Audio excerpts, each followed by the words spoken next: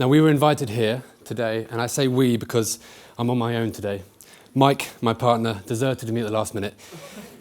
He couldn't be further from here. He's in Australia, which demonstrates how much he hates public speaking. So I'm talking today, and when I say we, our, or us, that means me and Mike, because this is our project.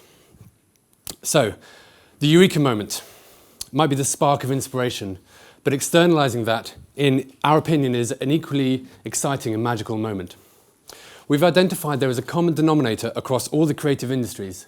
There is a single tool which has the simplicity, the flexibility, and the durability to begin and develop an idea. And history has been really shaped by this. It has a direct link to the 20th and 21st century's greatest creations.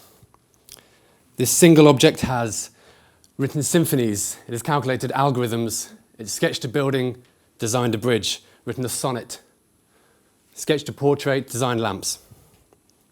It costs next to nothing, never runs out of power, and there's an estimated 14 billion produced globally each year. I present to you our friend, the pencil. So, fun fact number one, the first record of a piece of graphite inserted into a wooden shaft was in 1565. Oh, by the way, I can't vouch for the genuinity of any of these facts. They're all pulled from the web. They might be all trash, but I'll go for it anyway. Second one, apparently a standard HB pencil can draw a line 35 miles long, which is about halfway to Ipswich, if you're interested, or it can write 45,000 words, up to you. And the third fact, an average tree, whatever an average tree is, can make 170,000 pencils. So, good, huh? Interesting facts to regale at a later date. So I'd like to tell you about our project now. It's called The Secret Life of the Pencil.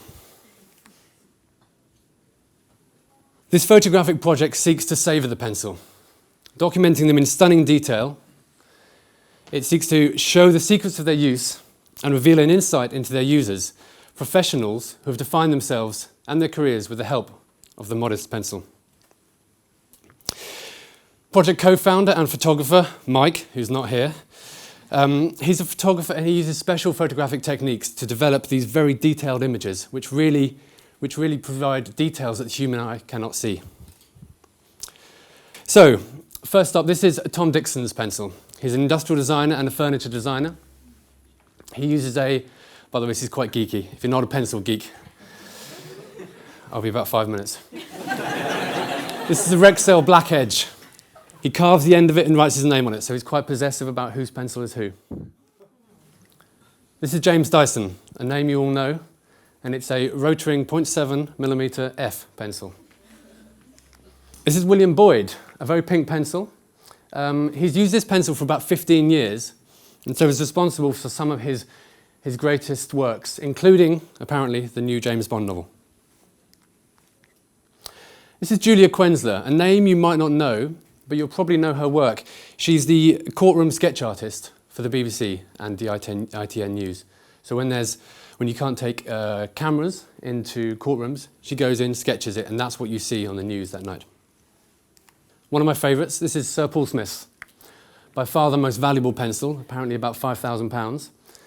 It is a Weil Eversharp, made in 1929. And this is David Bailey's pencil. He uses this to sign and date all of his prints that he sells. Turns out he's quite a chewer. We showed this image because it really reveals the detail that we can achieve with this photographic technique. So all these pencils have their own special stories. Each one becomes a very personal object. Together with pencil and person, it's a unity. It's a relationship of mutual beneficiary. But first, I'd like to tell you about the other half of this project. We are partnered with the excellent charity Children in Crisis. They operate in Afghanistan, in Liberia, Sierra Leone, Burundi, and the DRC Congo. Their aim is to support children to read, to write, to think, to pursue their life goals, and to contribute positively to their communities. Now, to read and write, they're always paired together as the basics of education the world over. But to think, that's a bit more difficult to define, and it's a bit more difficult to to measure the importance of thinking within an education. I'm going to say that everyone here in this room has the ability to think. Therefore, if I gave you a pencil and a piece of paper, you must be capable of creative output of some sort. There's a biological reaction in your brain, there's a series of muscle twitches down your arm, and then a mark on a piece of paper is made. That mark is an expression of creativity. I'd like to tell you a story. It is based around pencils, and it starts in 1968. There was a young boy of 14 who wrote to Vice Chairman of Jaguar Cars, Bill Haynes. He wrote to him enclosing some sketches and asking him for some advice on embarking on a career in the automotive styling world. Bill Haynes wrote back, returned the sketches, and gave him advice on pursuing the relevant career, the relevant further education course. So in 1999, 31 years later, that young 14-year-old boy had become the world-renowned car automotive designer, Ian Callum. This is the Jaguar concept car drawn by Ian just a few months ago. And this is his pencil until he donated it to our project. And this is Pavana, a 14-year-old girl from Afghanistan. And this is her pencil. Pavana dreams of finishing her education and travelling the world. And isn't it wonderful to think what she might achieve in the next 31 years? So, back to our project. We're making beautiful images as a celebration of the works these creative heroes have produced. The pencil's secrets are its modesty, its accessibility, and its ability to bridge the gap between hand and paper so effectively. I'm from a generation that has truly seen the digital age arrive and envelop us. I'm surrounded by creative tech. We all are. But we still hold the real value. We are still the genuine idea generators. We have the real emotions, and we can tell the real stories. We are the magic, not the technology.